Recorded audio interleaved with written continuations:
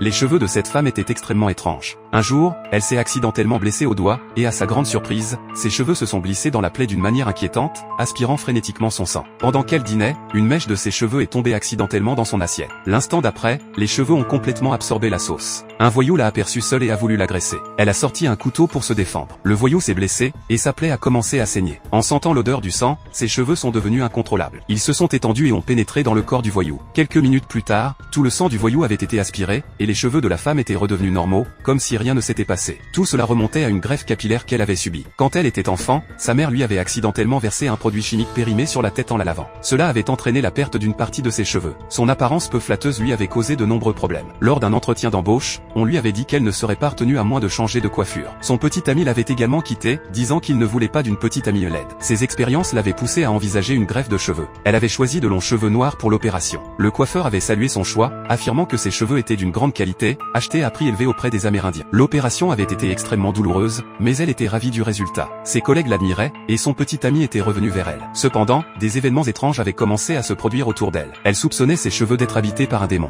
Elle se souvenait d'une histoire que son père lui avait racontée lorsqu'elle était enfant, à propos d'une sorcière aux cheveux noirs dans la culture amérindienne. On disait que ses cheveux semblaient vivants et se nourrissaient de sang.